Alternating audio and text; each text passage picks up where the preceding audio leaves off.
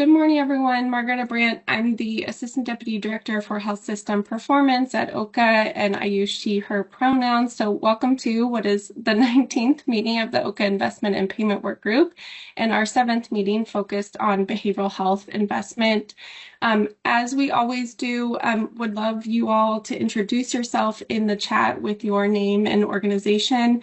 And then we have a few folks joining us this morning who are either new to the work group or haven't been able to join us in the past, so would like to introduce them in a bit. And so we'll get to that in a few slides. So here, just an overview of our agenda today. We'll start with an overview of the work and the feedback we've heard to date on defining behavioral health spending and thinking through our investment benchmark. And then next, we'll continue our discussion on the proposed approach for using claims to measure behavioral health spending from last month's meeting. And time allowing, we'll begin our discussion of measuring non-claims behavioral health spending. And then before we adjourn, we'll preview our February workgroup meeting agenda and talk about our proposal to extend the workgroup by a few months into the summer. So as just a quick reminder, this is a recap of our meeting format, and I think the emphasis we always make here is that we appreciate and consider all of your comments in the chat. We aim our best to get to them in the meeting, but if we're not able to, we take notes of them and we use them to inform our work going forward and may follow up on them with you after the meeting. And so just a brief reminder of our investment and payment work group members, and wanted to invite some folks who haven't been able to join us before and who are new to introduce themselves. So I was looking to see if Dr. Christina Almeida from CalPERS is on the line to introduce herself. Hi, Margarita. Can you hear me? Yes. Hi, Christina. Okay. If you wouldn't mind, introducing yourself to the group, that would be wonderful. Sure. And I apologize, I can't be on video at the moment. But my name is Christina Almeida. I'm a new CalPERS team member. I joined in October. I've also worked a number of years at DHCS as well. And I'm a family physician by training, and have joined CalPERS to help out mainly with the population health initiatives and behavioral health. So looking forward to working with everybody. Wonderful. Thank you, Christina. And also looking at our work group members, I wanted to see, Yagnesh, if you would like to introduce yourself to the group since you haven't been able to join us for some meetings. Really appreciate it, Margarita. Hey, everybody, good morning. I want to first start and say I hope everybody's doing well and everybody's safe out here in beautiful California. Yagnesh Padgama, I am both the plant president for Magellan Health here in California. That includes our employer as well as our BH lines of business. And I'm also Magellan's vice president of autism, overseeing our autism products and ABA benefits for the organization. Good to be here. Thank you so much. And then also wondered if Dr. Vicki Mays, if you would like to introduce yourself as well. Sure. Thank you. Can you hear me? Yes. Oh, great. Please go ahead. Thank you. Vicki Mays, I'm a clinical psychologist by training. I'm a distinguished professor of psychology at UCLA, and I'm also a distinguished professor of health policy and management because one of my areas is mental health services.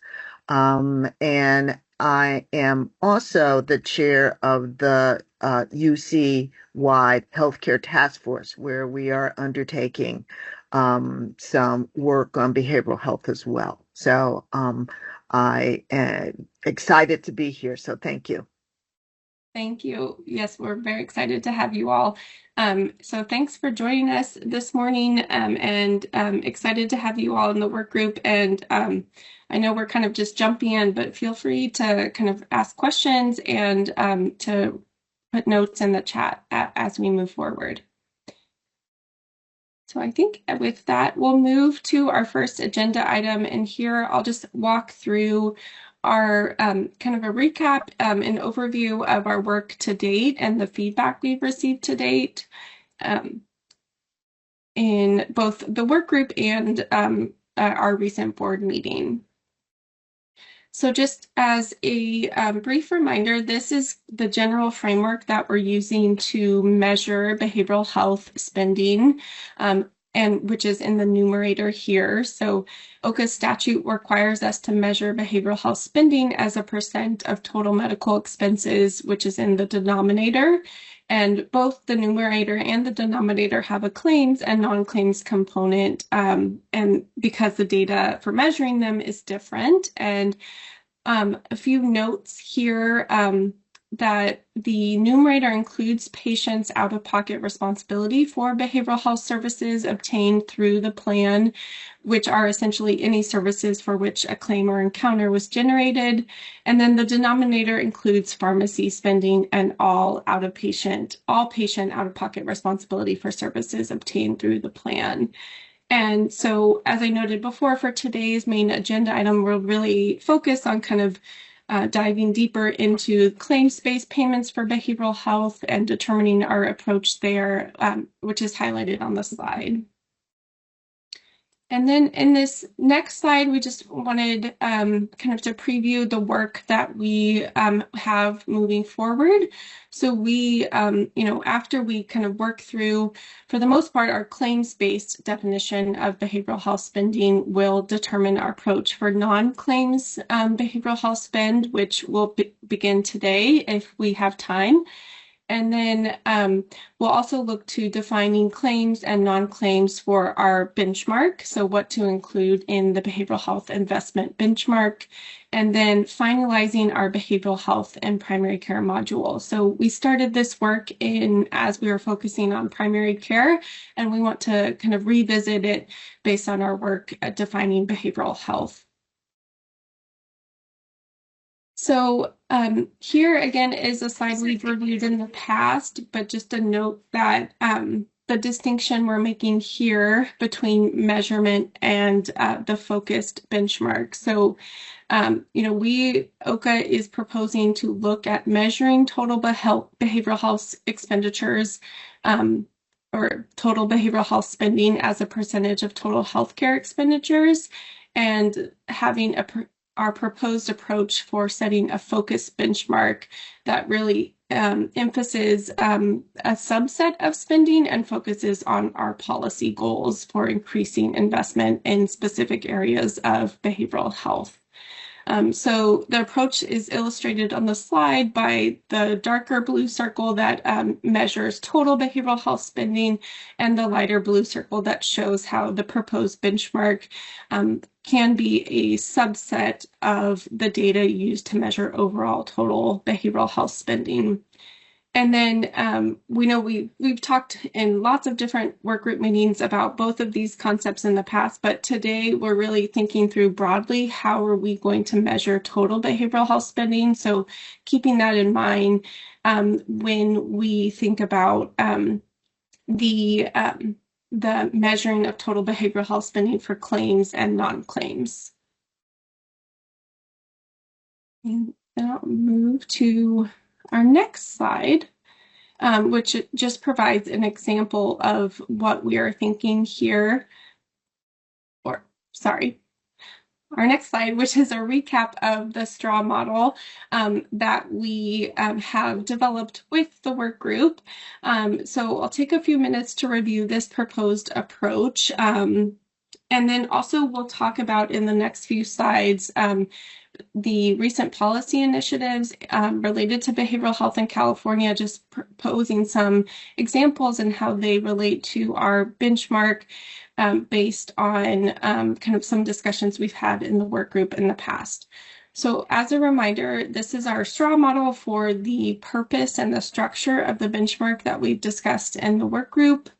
And the proposal is that the benchmark should promote behavioral health investment that helps individuals receive more timely, high quality, and culturally responsive care in more appropriate settings and with less out-of-pocket spending.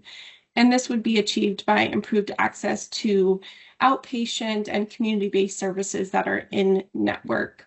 And to support achieving this purpose, the benchmark would be structured to include covered in-network outpatient and community-based behavioral health services. And with the kind of notes here that we have talked about excluding pharmacy spend from the benchmark, and we note that we want to continue to discuss that further in future work group meetings. And Beth, I see your hand raised. Do you want to jump in with?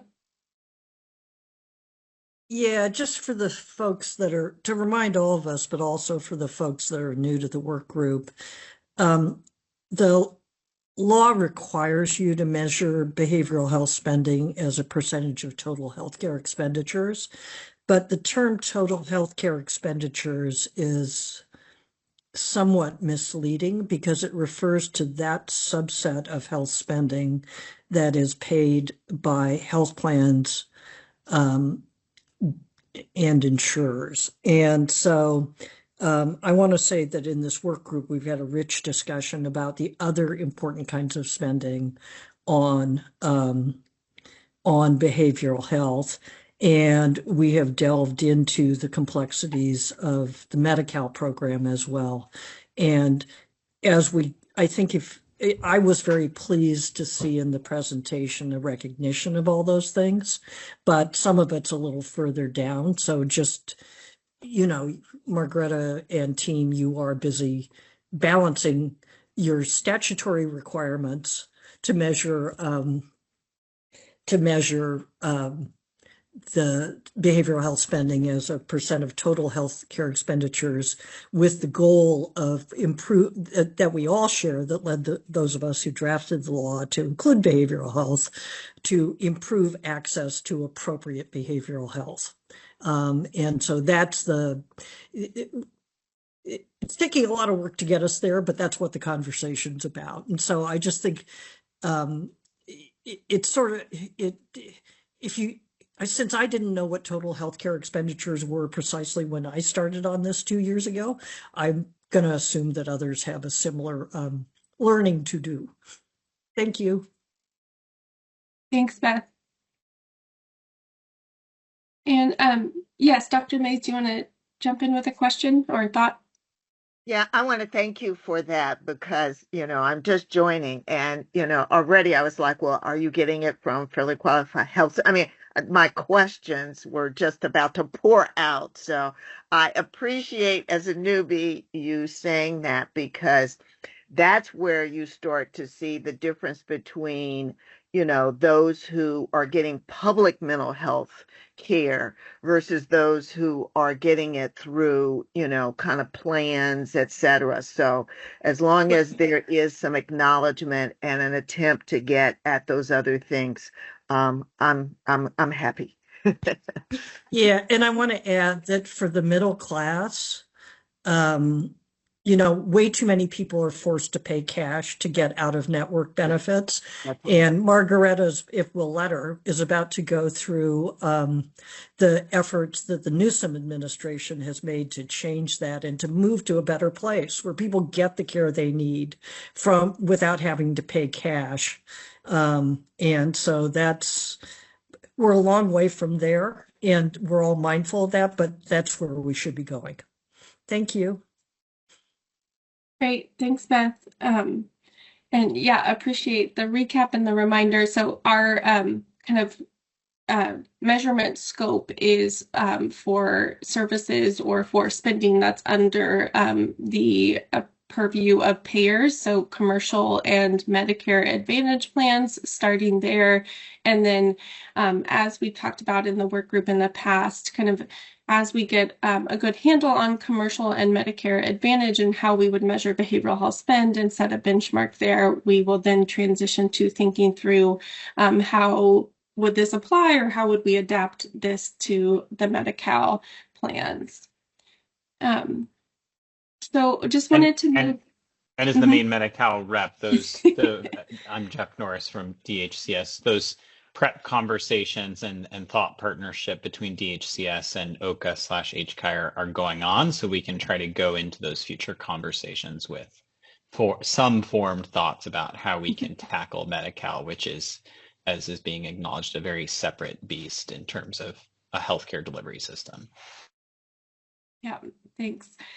Yeah, we definitely appreciate that partnership, and we're looking forward to bringing thoughts to the work group over time. So here, just in this example, is an example kind of recapping the past few slides about how we might look at overall behavioral health spending measurement versus the benchmark. So this is just an illustration of what that might look like. The benchmark here proposed to be represented by the inner circle and might focus on community-based and outpatient care settings such as mobile clinic services, outpatient care, professional care, including primary care and telehealth services. And those benchmark service categories would be a subset of the overall service categories we use in measurement. So in addition to kind of the benchmark categories, in the overall measurement categories, we're thinking about looking at long-term care, residential settings, inpatient settings, and emergency department and observation service categories. So in the next few slides, I wanted to just talk through, because this has come up in the work group in different forms, about how we at OHCA are thinking about aligning with at least a few key policy initiatives across the state in recent years. And, we appreciate that the work group noting that it's important that our approach to measurement and benchmark aligns with or complements other behavioral health policies. And the next few slides just review some of these that we've highlighted in prior work group discussions. And of course, there are other policies we did not include here. These are just a sample that have kind of been raised in the work group a few times. So with our straw model and example measurement versus benchmark in mind, I want to take a look at a few of these. So first is Proposition 1. And just as part of Proposition 1, there are kind of two key pieces. There's the Behavioral Health Services Act, which reforms the Mental Health Services Act of 2004 and realigns behavioral health funding by increasing access to community-based care, particularly for high-need populations, such as those experiencing houselessness or those who are involved in the justice system. And here we see that a benchmark focus on community-based services would incentivize payers to increase investment in those types of community-based services. And the second piece of Prop 1 is the Behavioral Health Infrastructure Bond Act, which authorizes $6.4 billion in bonds to finance behavioral health treatment beds, supportive housing, community sites, and funding for housing for housing veterans with behavioral health needs. And here we see that a focused benchmark on community-based care and outpatient settings would complement Proposition 1 investments and incentivize investment in additional areas of need to really support local behavioral health infrastructure. And then moving on to another behavioral health policy, SB 855, which was passed in 2020, which addresses behavioral health parity or parity for behavioral health services. So SB 855 requires insurers to cover medically necessary treatment for all mental health and substance use disorders. And so to align here, OHCA will use diagnosis codes to differentiate between mental health and substance use disorders for a broad set of behavioral health services. And then SB 855 also mandates out-of-network coverage for mental health and substance use disorder services when in-network access is not available within geographic and timely access standards. And it prohibits plans from denying medically necessary services on the basis that they should or could be covered by a public entitlement program. And so our focus for the benchmark on in-network care covered by commercial and Medicare Advantage plans aligns with the goals of these provisions. And then moving on here to SB 221, which was passed in 2021 and became effective in 2022, ensures that appointments for non-physician mental health and substance use disorder providers are subject to timely access requirements. And it requires an enrollee undergoing a course of treatment for an ongoing mental health or substance use disorder condition to get a follow-up appointment within 10 business days. Additionally, if a plan operates in an area with a shortage of providers and is not able to meet the geographic and timely access standards with an in-network provider, the law requires the plan to arrange coverage outside its contracted network. And as we noted on the previous slide, this aligns closely with the provision in SB 855.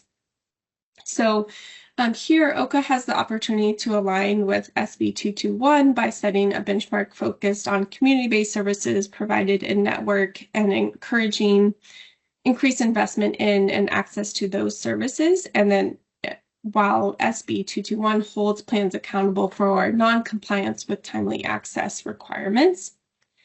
And here also we think that in addition to our work on measuring behavioral health spend and the focus benchmark, that OHCA could complement all of these policies, but in particular SB 221 with potential analysis in the healthcare payments database, California's all-payer claims database, to leverage our behavioral health measurement definition and look at different analyses such as quality of care for behavioral health, the number and distribution of behavioral health providers and facilities, and potentially licensed providers in payer networks as a percentage of total licensed providers in California. So I just have a few more slides with feedback, and then we'll open up for any thoughts or discussion from the work group. So in this next slide, just wanted to recap some of the key themes we heard from recent meetings. So in December, we provided an overview of the work group's progress towards a proposed behavioral health measurement definition and benchmark to the Healthcare Affordability Board for feedback. And these are some highlights from that board feedback. So we heard support from the board for a focused benchmark and interest in shaping the benchmark to support statewide goals. Board members also emphasized the importance of future incorporation of Medi-Cal measurement and of collaboration with other ongoing efforts, including those that we've talked about in the work group in the past of measuring out of plan spending for behavioral health.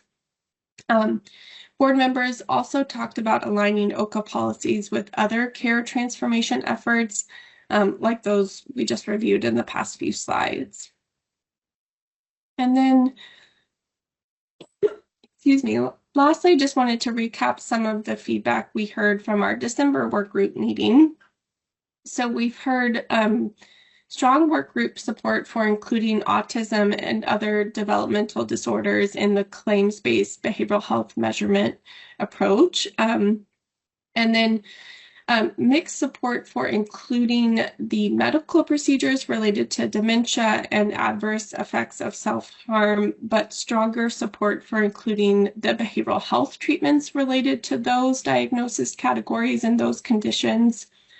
And then we also heard work group members favor including a broad set of diagnoses in our definition and a wide but potentially more focused list of services for behavioral health treatments in our definition.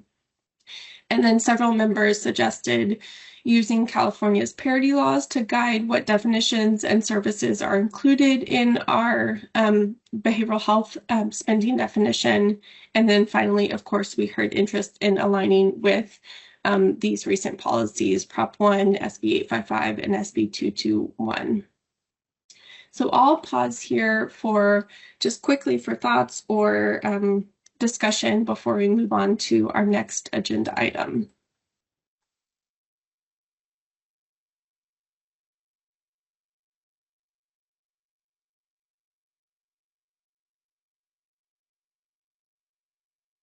Yeah, Vicky, go ahead. Yeah, can you help me understand this issue of self-harm? I mean, if we're talking about suicidal behavior, given the increases we're seeing, I would think we would want to have that included. So I'm just maybe, again, I'm just coming into this, so maybe you can help me understand that better. Sure. And I think we actually maybe have an example later in our slide deck to walk through Oh, that. okay. But Mary Jo, do you want to jump in here with any specific thoughts? I think overall our the thinking is we would include the treatment related to self-harm in the behavioral health definition, but there may be some specific considerations as we look at specific services for that.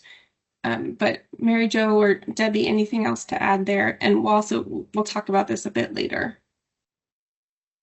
I think that's exactly right, Margareta. And we do have an example on this a little bit later on in the deck. And the distinction is, I sort of think it's trying to determine where you draw the line between the behavioral health services related with that self-harm and the medical services that were necessary to treat the result of it.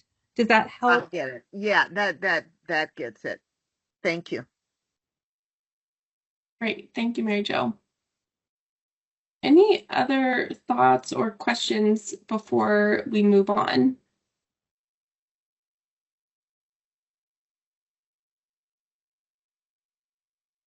Okay, I think I will turn it over to Debbie to walk us through the next section and to start with our proposed approach for using claims to measure behavioral health spending. And then we'll pause and again open up for discussion after this section.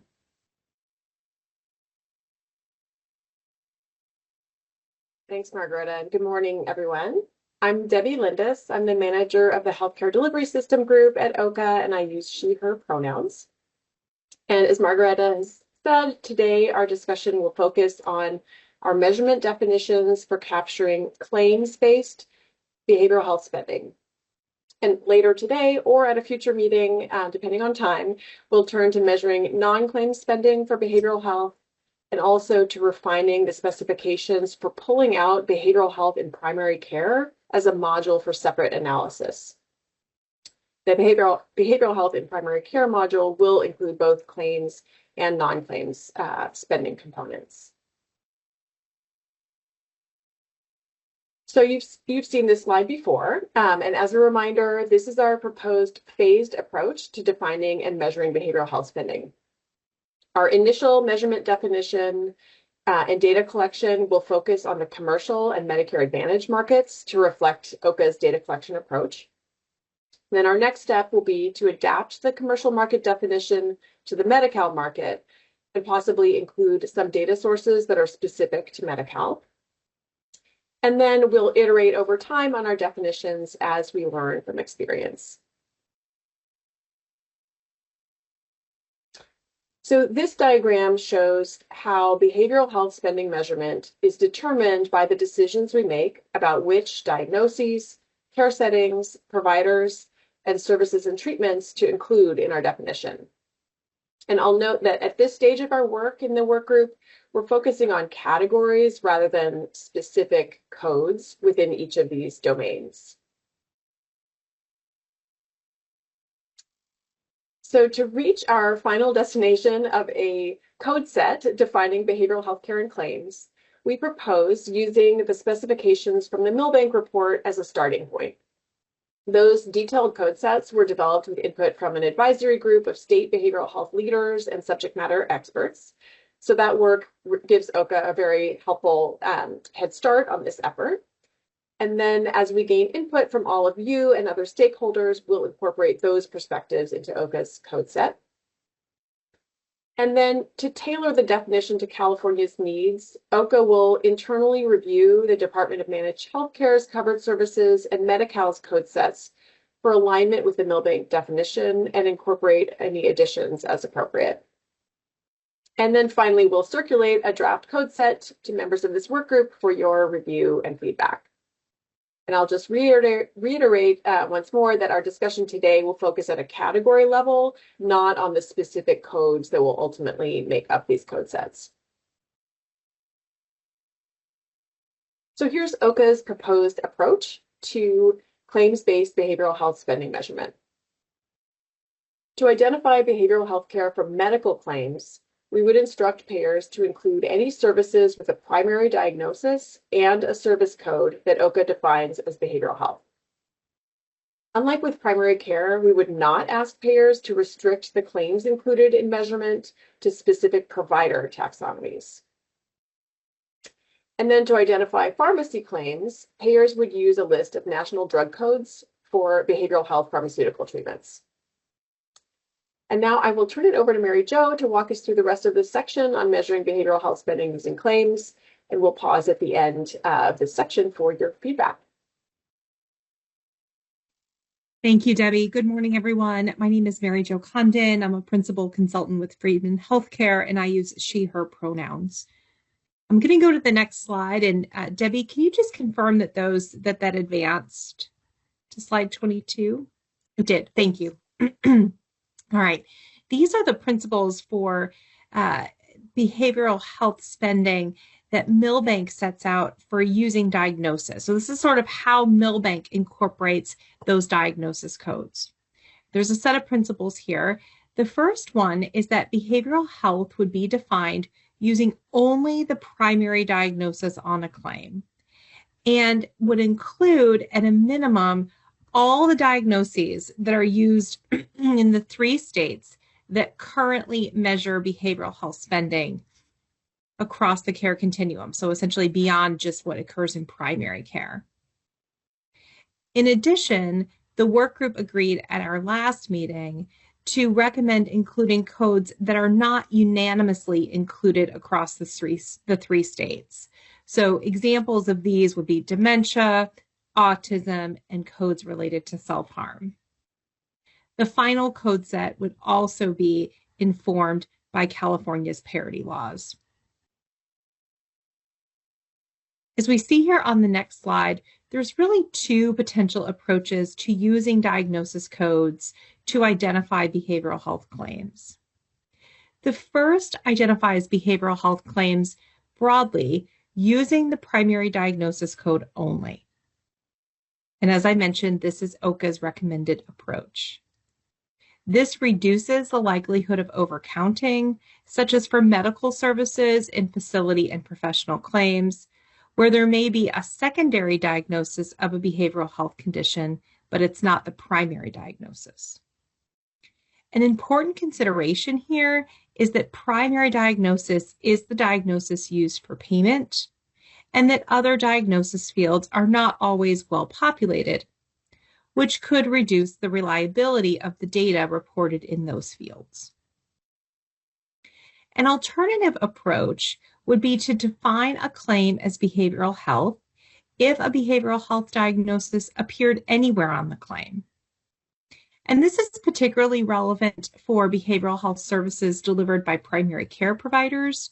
We know that primary care providers may not always code with the same precision as in other settings, and that patients seeking primary care often come in with several conditions.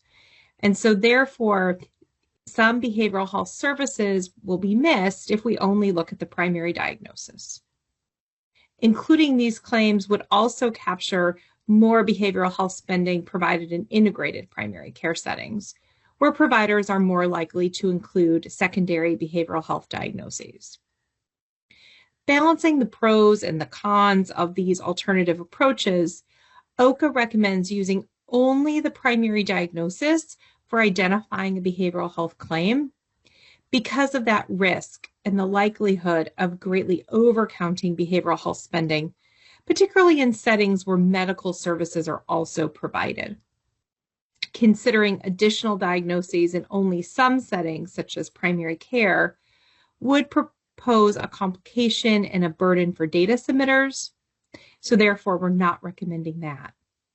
There are, however, other ways to capture behavioral health services delivered in a primary care setting, in the absence of a primary behavioral health diagnosis, And we'll look at these recommendations when we review the primary care and behavioral health module. This next and final measurement component for us to discuss related to claims-based spend is behavioral health providers. You may remember we didn't cover this component at last month's meeting, so this is the first time that the work group is considering it. The Milbank principles do not restrict by provider type. So regardless of who the provider type is or what the provider type is, it's included as long as the diagnosis and the service are considered behavioral health. This Milbank approach is consistent with all 3 states that currently measure behavioral health spend. The principles also recommend tracking behavioral health services delivered by primary care providers in a primary care setting. And when we say tracking, essentially it's measuring it separately so that we have that number so that we can analyze that. Again, there are 2 approaches to consider for the provider type measurement component. The first follows the Milbank approach, and this is what OHCA is recommending, which is not to restrict by provider type. This approach captures a broader range of claims than the alternative approach. Essentially, as I mentioned, it captures all services defined as behavioral health based on the diagnosis, the service, and the care setting. An alternative approach would be to restrict behavioral health spending to certain provider types. So, for example, provider types that could be included would be psychiatrists and psychologists, social workers, peer specialists, etc. This approach would only capture services that are delivered by certain behavioral health care providers, which does not necessarily reflect how behavioral health care is delivered. Using this approach would likely miss a considerable amount of healthcare spending, such as for behavioral health services delivered in primary care settings and other innovative care delivery approaches. A final component for this consideration is that it is a higher burden for data submitters in terms of complexity than the first approach, the approach that OHCA has recommended. So based on these considerations, OHCA recommends not restricting the behavioral health definition to include only certain provider types. And in parallel, OHCA recommends tracking behavioral health services and treatments delivered in a primary care setting using primary care taxonomy codes as defined by OHCA. We will review how this would work when we review the behavioral health and primary care module. Let's go to the next slide. We'll do a few more slides and then we'll pause for some discussion. So here is a proposed process map that pulls together all of the pieces for identifying behavioral health claims. It is adapted from the decision tree that is included in the Milbank recommendations. If you start over here in the top left with this blue box, the first step is to determine whether the claim includes a behavioral health diagnosis in the primary diagnosis field. If the primary diagnosis field does not contain a behavioral health diagnosis code, the claim could still be considered behavioral health if it included a service code for mental health or substance use disorder screening or assessment. These are services often delivered by primary care providers, and the orange box recognizes that screening for mental health and substance use disorder conditions is important prevention and population health service regardless of the resulting diagnosis.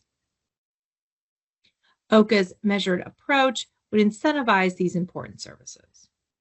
So if one or more of these services are on a claim, then those claim lines would be considered behavioral health. Now, if we go back to the first blue box, if the claim includes a behavioral health diagnosis code in the primary diagnosis field, The next step would be to categorize the service by place of service, revenue, and service codes. A claim that clears the primary diagnosis hurdle is considered a behavioral health claim. This step is to categorize those claims for analysis and later determine what would be included in spending focused on the benchmark. The flow with the blue box to the right side of the slide shows the process for identifying a pharmacy claim to be included in measurement.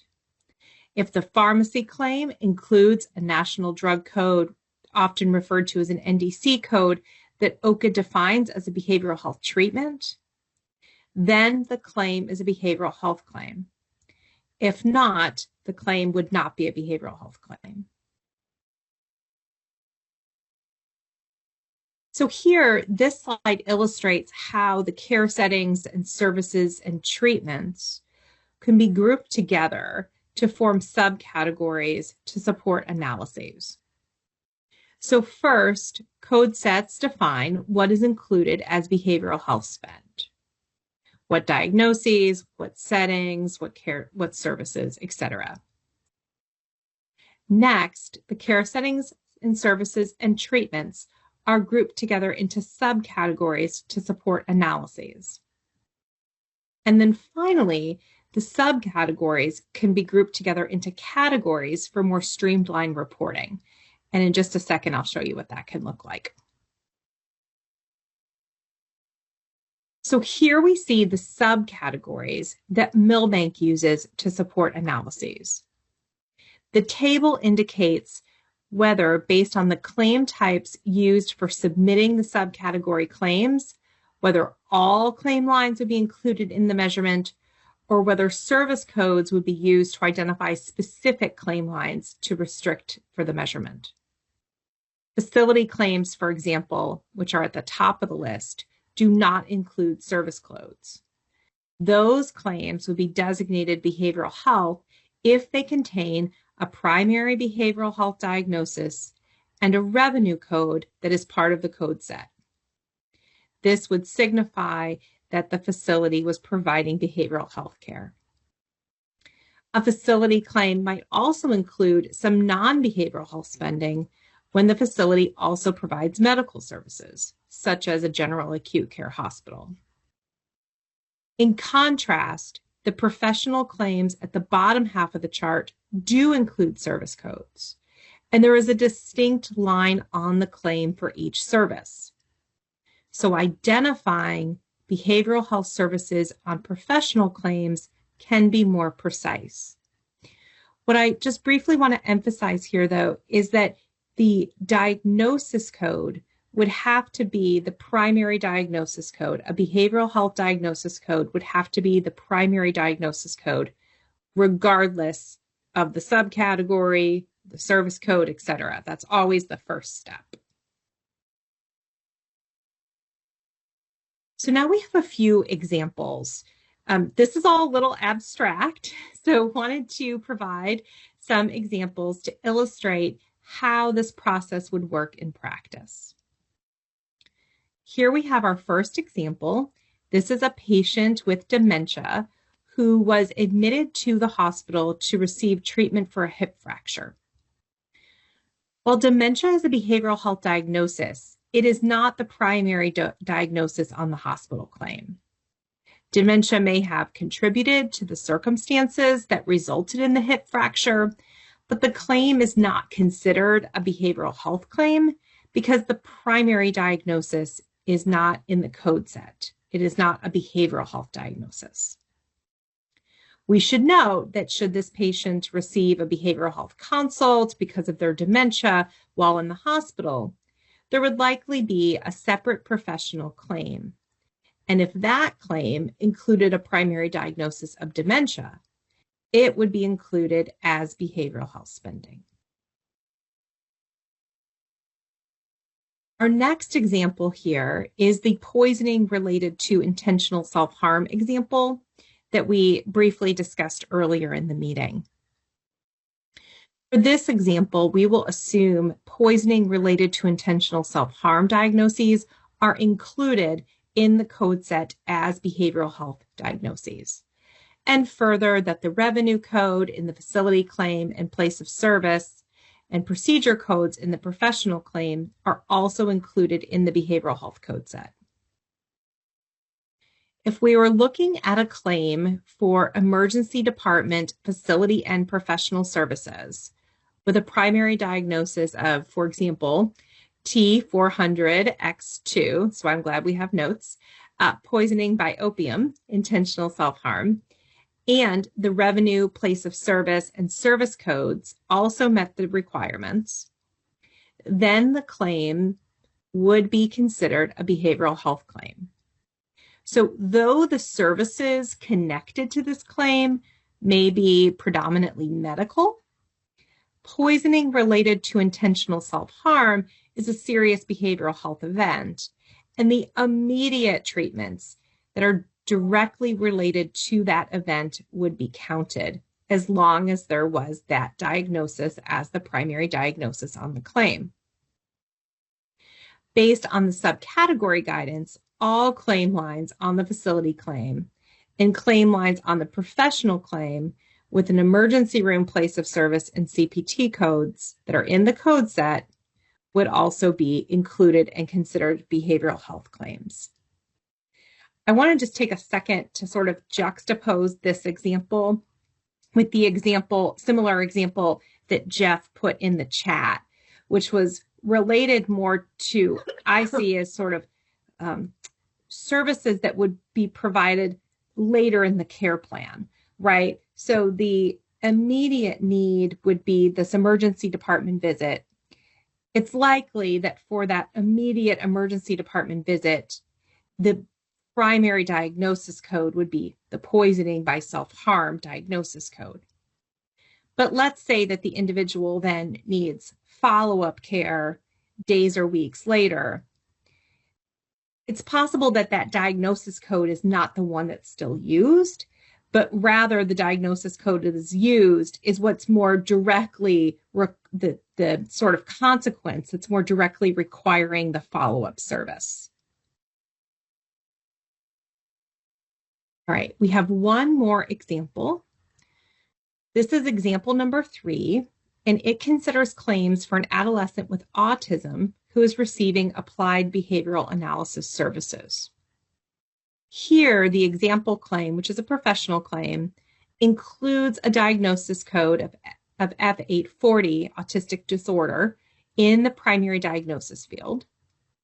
It has a place of service code 11 for an office visit, and a service code, a CPT code, of 97153 for adaptive behavior treatment by protocol. This combination of codes would place the claim in the outpatient professional claim subcategory. And based on the guidance for that subcategory, the example claim would be considered a behavioral health claim. Note that this claim is for an outpatient office visit, so there's no facility claim, unlike the previous 2 examples. All right, we're going to pause for some discussion here. Do members have feedback on using the primary diagnosis code on the claim, including a broad set of services as opposed to all, and including those services regardless of the rendering provider? I'll also note that examples of services that would not be included are, for example, medical tests or treatments that might be delivered in an outpatient or inpatient setting where both types of care are provided and there's not that primary behavioral health diagnosis code. So I'm going to pause there and turn it and open us up for questions.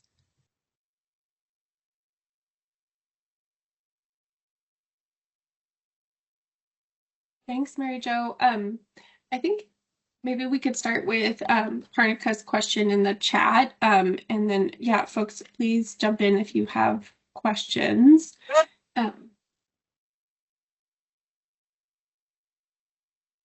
So Parnika's question is the chat is asking about X codes for intentional self-harm. And it looks like Vinayak just answered that, yes, the Milbank codes includes a number of X codes for intentional self-harm. I don't know if Parnika, you wanted to jump in with your question or anything else you wanted to follow up on there. Yes. So actually, Jeff Norris, I just responded. So I guess what I was trying, I think just to better frame it, what I'm trying to understand, so let's say you have somebody who comes in with an X code of intentional self-injury due to, because they try to shoot themselves. Thankfully, they've not lost their life, but they're still gravely injured. So they will end up getting treated, let's say, in the emergency room, they stabilize, and they're stable enough to go to a psychiatric unit. So X code will be secondary, right? It won't be the primary diagnosis. The primary diagnosis will probably be whatever, like laceration to arm or whatever it might be, or injury to leg or whatever. But I'm just wondering, given the fact that the initial primary diagnosis it seems to be purely medical if you just look at the numbers, but the consequences that the person is going to an inpatient psychiatry unit, which does represent greater spending. I'm just wondering if we're going to miss that picture of that, consequential behavioral health spending when the primary diagnosis or presentation does not look behavioral health, as opposed to somebody who comes in with a primary diagnosis of comes in saying they're suicidal. There's a more obvious chain of events about what's going on. I'm not sure, because you've done a really good job of explaining how you're going to have that discretion with when someone comes in with, let's say, dementia, and then they have a consult. We will look at that, but just wondering if you're going to miss this kind of a picture. Margareta, do you want me to take that one? Sure. So I want to note that unfortunately, regardless of the approach we take, we will likely count some care that if we were going sort of, into a clinical record, we might exclude, and we might miss some care that if we were going into a clinical record, we would include. The availability of the data, the way the data is structured, sort of the level of complexity that we can, ask of the data submitters is limited. And so there are instances where certain scenarios will play out. And if we were sort of looking at that scenario one by one, we would say, that's in, but we sort of have to create rules that we think will get us as close as possible to the reality without asking things of the data that it can't do, or asking too much of our data submitters, because overall the data will become less reliable. And so that's sort of an overall trade-off. To your point, though, it is true in this case that you're absolutely right. The X codes cannot be a primary diagnosis. In fact, we had a lot of internal conversation about whether or not to even include them in the list because of that. We decided to include them in the list because sometimes, although they're not supposed to be the primary diagnosis, they are. And so we figured, what the heck, we'll include them. But it's true that they may not be. The other piece, though, that I wonder is whether or not some of the sort of behavioral health follow-up care could actually be for a different behavioral health diagnosis, not poisoning or not related to self-harm. So depression or other sort of behavioral health conditions that may have contributed to the individual having that self-harm diagnosis. No, I think you make a good point. I know there has to be a trade-off at some point. I guess my only concern, which I'll just put it out there for consumption, is the more you get closer to people with severe mental illness, which unfortunately is not a small percentage of individuals, the more you see a higher rate of what might look as a non-behavioral health diagnosis, but often is a consequence of their mental health not being well treated. And I understand that we have to be mindful of how much data we can get, but I would be curious to know, with using this approach of looking at just the primary diagnosis in the long term, let's say if you're looking longitudinally over a few years, how much important data or pertinent data is getting lost. So I just want to put it out there. I do understand that there are limitations of how much we can get. I think that's really helpful. And Margareta and Debbie, maybe something that we would want to flag is, sort of in parallel, we're creating a list of analyses that we may want to explore in the future. And one analysis that I think is really helpful is to look at the spending of individuals who have had a behavioral health diagnosis, any behavioral health diagnosis, anywhere on the claim over the past year or two, and then look at their total spending compared to individuals who have not. Because there's almost no other way to capture all of it. And yet, while we wouldn't use that approach to measure behavioral health spending, it could be a helpful supplemental analysis.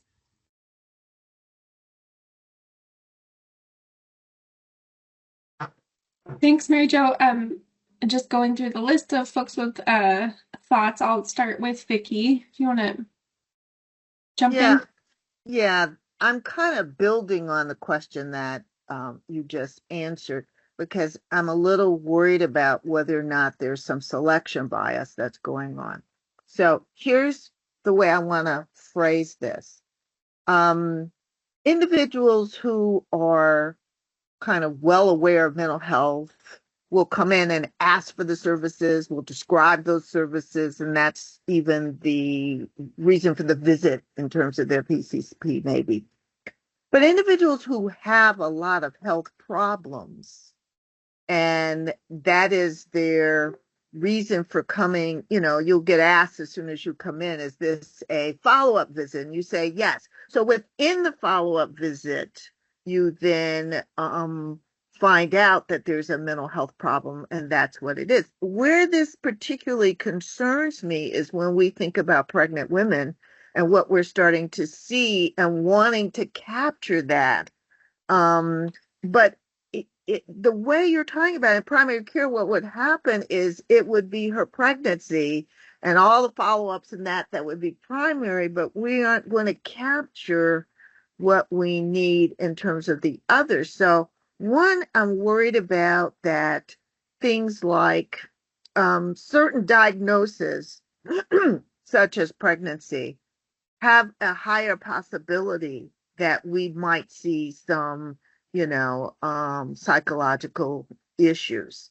Would we not want to say in certain categories, we either code up, or in certain categories, we have we set aside and do some additional analyses?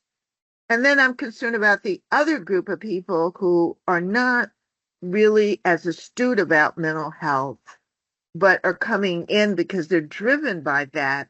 And that's really what, and I think somebody else said this, is kind of what's driving their health issues. And it would help us to know that we need to do that kind of care.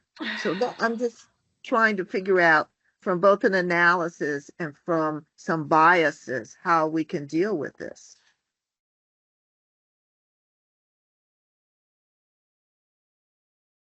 Yeah, I mean, those are two really good questions. Mary Jo, if you want to talk through a little bit about our approach to measuring behavioral health in primary care settings, and then, I think again, it's just trying to capture as much as behavioral health spend as we can in kind of a way that's appropriate, or at least as administratively burdensome as possible for the payers as they are submitting data. So again, it's just a balancing act of trying to think through how to capture all of that. But I don't know, Mary Jo, if you want to start with how we're thinking about approaching measuring behavioral health services provided in a primary care setting.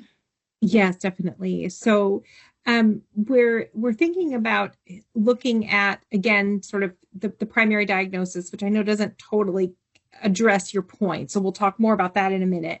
But looking at the primary diagnosis on claims for all office visits, including office visits that have a primary diagnosis of a behavioral health condition, also including services that are related to coordination with integrated behavioral health, screening, other types of services like that. I think the other point you raised, though, is a really good one, is that sometimes when people go to their primary care provider or to their OBGYN, halfway through, they say, oh, yeah, and by the way, right? And so how do we capture the oh, yeahs and by the ways? And, as I mentioned, I think that there will need to be, or I know that OHCA is considering partnering with the healthcare payments database and other data sources to sort of do supplemental analyses. And so one of those supplemental analyses could be taking the primary care definition and or looking at services to support maternity care and postnatal care, and then saying, okay, if we were to do this analysis a little different and look at any spot on the claim, let's look and see then whether or not a behavioral health diagnosis was mentioned. Because maybe the person who went in for that 6-week follow-up appointment was also experiencing postpartum depression or anxiety, and that would help us capture that.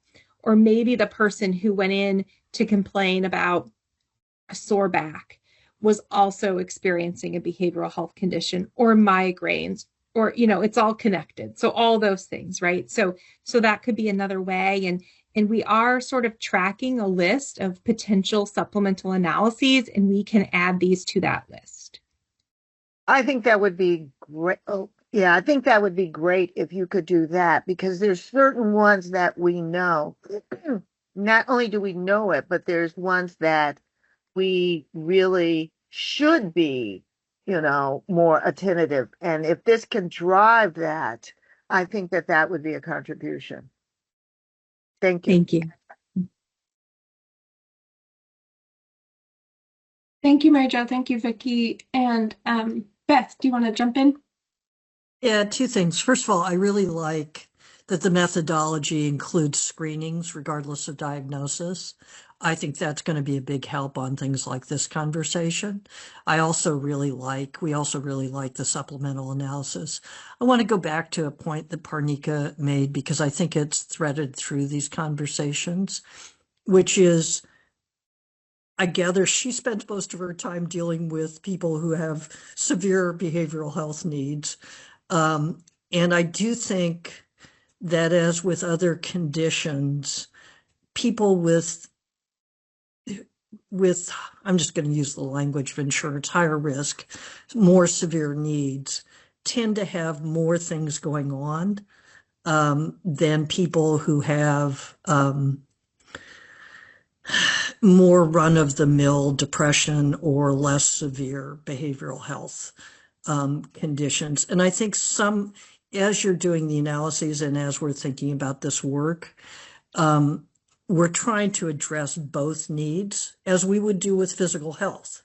We would deal with, the part of what we're trying to get to is managing behavioral health in a way that's a lot smarter than what we do as a society now. And so that's sort of the underlying objective that's threading through this. So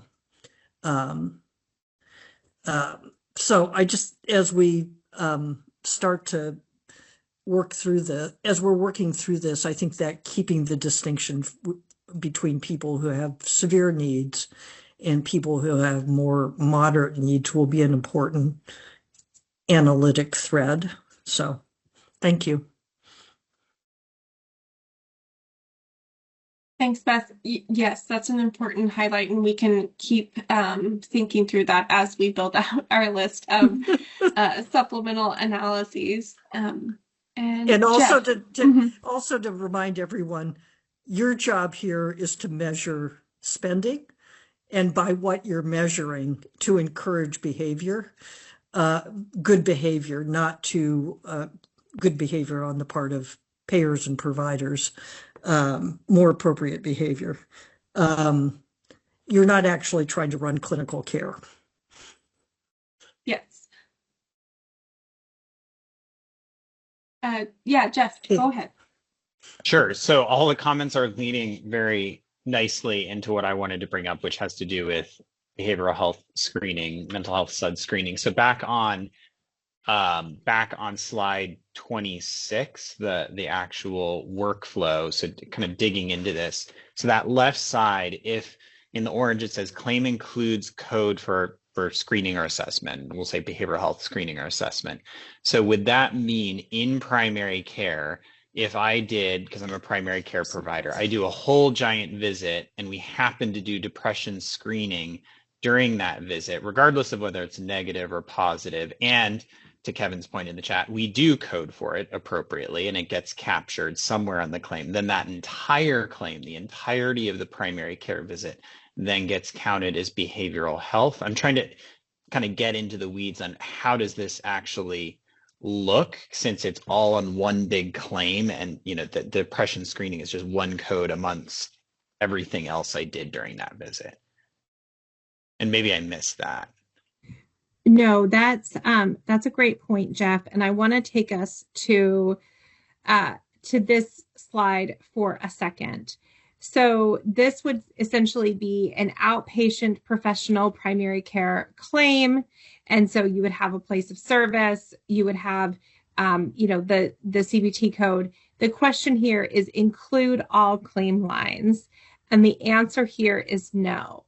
But I think when it comes to behavioral health screening, I think this is something that we want to talk a little bit more about and sort of get your input on. And this is also sort of part of our behavioral health module, behavioral health and primary care module conversation. It's my understanding that in some instances, these screenings are not paid for discreetly. So essentially, although they may have their own CPT code, they don't have their own payment. And so, we can certainly talk through this today. I think it's also really relevant for our primary care and behavioral health module conversation. There's different schools of thoughts on this. One is, one way to sort of push it to have its own payment is to count it only when it has its own payment. Another school of thought is, you don't want to count nothing, right, until that day happens. So I think this is a really good conversation, but if it's okay with you, maybe one that we want to parking lot until our behavioral health module conversation. Yeah, totally fine. I don't have the answer or what we should do with it. I'm just like, that seems a little over-inclusive, and I don't know what to do about that. I agree with everything you said. Thank you.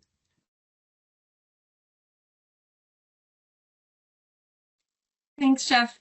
So yeah, more to come. And as we previewed earlier on in the meeting slides, we will dive in deeper to the behavioral health and primary care module in a future meeting. And next, I just wanted to jump to Carrie. Thanks, Margaretta. And I'll be brief since I know we still have more slides to get through, but I wanted to do, +1 to Beth's comment on including screening for the behavioral health diagnosis and counting that spending. And I understand, there's more to come in terms of the curricula and, parsing that out. And then just, on the including a broad set of services and, thinking broadly about the cost and utilization. Definitely support that. I think we want to really capture, we agree with the goals of trying to capture community-based mental health services, the types of services that, we might see through Proposition 1 and other, propositions to align with those propositions. So I just wanted to express support for that. Just a question on one of the earlier slides, when you talk about, I think it was slide, I'm not going to be able to find it, but when you talk about counting spending for non-specialty mental health services. Just curious to the extent to which, I think we've talked about this, but that includes services by non-licensed providers. I know we've talked about, the importance of peers, but also associates and others who may not have, maybe in the process of getting licensed. And so we definitely want to ensure that we're capturing all those services. And then lastly, just appreciate the inclusion of mobile health services as well. Thanks. Great, thank you, Carrie. And Amy, go ahead. Hi, I just wanted to first of all echo the congratulations on the screening part. I really am in agreement with the comments made. I really think that would be a huge addition and contribution. I guess I do have a question. In your analyses, Margareta and team, are you planning to look at the risk adjustment codes, like the HCC codes that will be in the new blended model for behavioral health conditions? So I think that'll be helpful to, start training our primary care providers and of course our specialists to this new model, and I think that it is a way to continue to advocate for increased behavioral health assessment and care for our patients.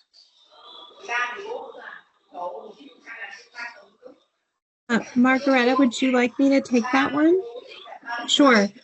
So, I think that's a really interesting point. The way that I see those codes, and Amy, just so you know, I think we're getting maybe a little bit of background noise, if you wouldn't mind muting. Oh, sure. Yeah. Sure, thanks. I think the way that I see those codes as sort of as helping to tell a story about the patient that the code is connected to, I see it less as identifying spending for measurement. And so if I'm missing something there, please let us know. But since our primary use case here is to measure spending related to behavioral health care and behavioral health service provision, my understanding is those codes would be telling us more about the people who are receiving services, regardless of whether it's a behavioral health service or not.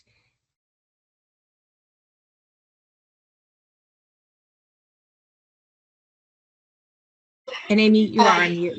Yeah. No. I was just trying to think. So I agree. Yes, it's about the story. I just wanted, not necessarily like you need to include them per se in the supplemental analysis. I just wanted you to be aware and at least like take a look at them, right? Because sure, as we know in Medicare Advantage, right, with primary care diagnoses and this whole need for the government to now form this blended model and to create V28 is because of how this game has been played by the payers. And so I just wanted to bring it up as an awareness, and just so the team is aware of at least the diagnoses that are in the blended model for 2024 and then of the new final model in V28. Thank you. Thank you, Amy. Thanks, Mary Jo. Do folks have any other thoughts or reactions here to these discussion questions or generally anything we've covered so far?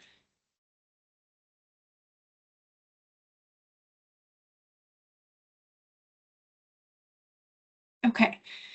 We'll move on to our next agenda item, and I'll just note we don't have a ton of time left, so we'll probably do a quick preview of this and may not have tons of time for discussion. And we'll come back to this in our next meeting for more discussion. So I, again, will turn it over to Debbie to walk us through this, and Mary Jo. Thanks, Margareta, and thanks everyone for all that really thoughtful input. Much appreciated.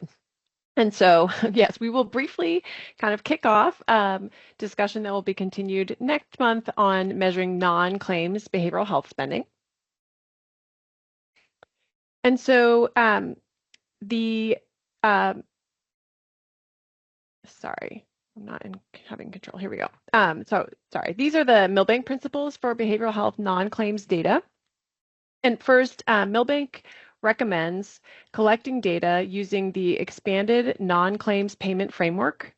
This principle aligns with OHCA's approach to collecting primary care non-claims data and alternative payment model data. Those of you who have been in the work group for a while are familiar with the expanded framework, and we'll review that again in just a moment. And based on the expanded framework, Milbank recommends including all behavioral health non-claims categories that are listed on the slide here and other non-claims payments to third-party providers. It also recommends considering whether to include a limited amount of payer investments in behavioral health.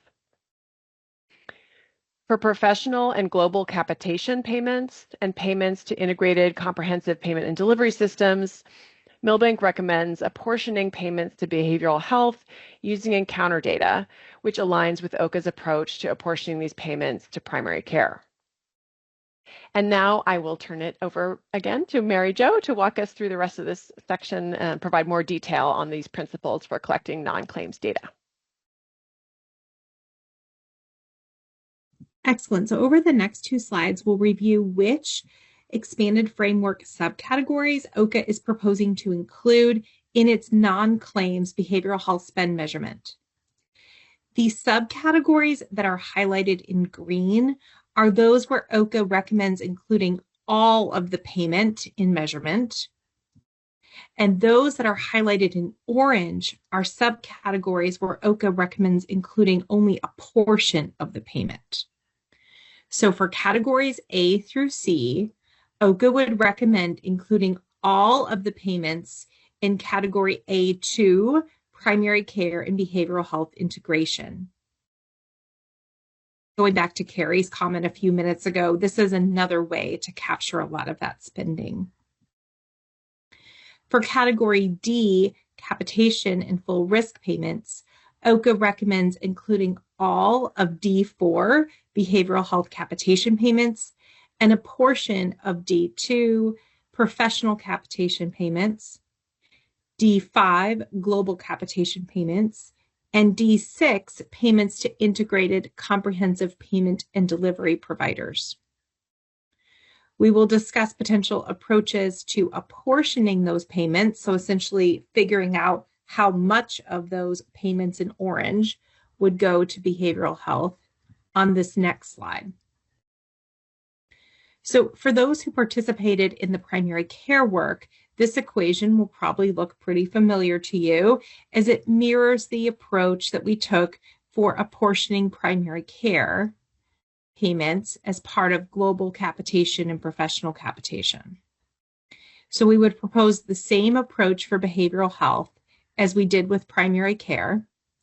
This is the approach that OHCA developed in collaboration with payers, the work group, the advisory committee, and the board.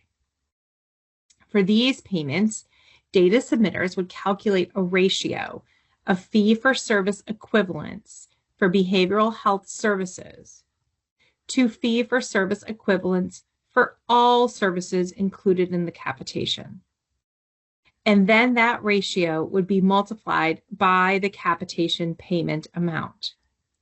So as a reminder, these data will come from payers, not from provider organizations.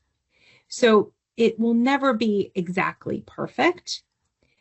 And so ultimately, the formula serves as sort of a best estimate rather than a precise measurement of the capitation dollars spent on behavioral health care, because the payers won't know fully what happened to those dollars once they got to the provider organization.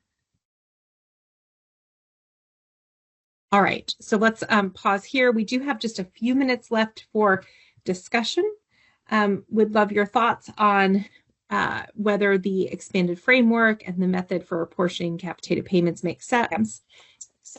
And then also interested in hearing about non-claims payments that payers may be making to parties that might not be included in this non-claims payment framework. So I will turn it over to Margaretta and team for discussion. Great, thank you. And I think maybe we can start with a question that Sarah raised in the chat, since other folks may have this question. And Mary Jo, you just spoke to it, but as we're looking at non-claims payments, what we are measuring is the payments, the non-claims payments from payers to providers, provider organizations, other, health systems. But once that kind of payment is made by the provider, we're not collecting more downstream data collection about how exactly provider organizations or health systems are using those non-claims payments. So it is, a limitation of our current data collection approach that, we know the intention of the payment from the payer in our data collection, but at the provider level, we don't have a line of sight into exactly how those dollars were used. And I don't know if Mary Jo or Debbie, if you all wanted to add anything else there. Okay. Really good question, Sarah. And yeah, open it up for maybe just 2 to 3 minutes of discussion. So we'll start with Beth. Yeah, a bigger question that we should come back to, you won't be able to answer today, is how do we deal with the evolution we're hoping to encourage in how care is delivered and where, and the parallel evolution that you're already encouraging to alternative payment models? And so what I'm thinking of is, what if we're successful and we're doing a lot more behavioral health in primary care and outpatient settings, and at the same time we're shifting more and more to capitation of various sorts? How are we going to capture that? And if I remember correctly, you have to revisit this stuff every 5 years, and I'm glad we did that. But we're trying to encourage change, so how are we going to plan for that as you're doing measurement that tends to be kind of retrospective and static? Thank you. Thanks, Beth. It's a really good question. I think, the initial thought comes to mind is that, as we look at our data collection approach, we, potentially may adjust that year over year, and we can kind of think through how to, if there are like major changes, or if we're seeing something odd in the data, we can have specific conversations with payers about the data that they are submitting and what it looks like, and if there's been major changes in the market that would impact how we collect data. So I think it will be an iterative process for us to think through how to collect the data and how to adjust if there are major changes, with kind of keeping in mind consistency and trying to maintain a kind of a consistent measurement approach year over year.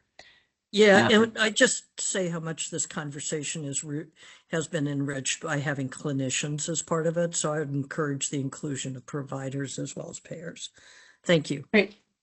Yes, thank you, Beth.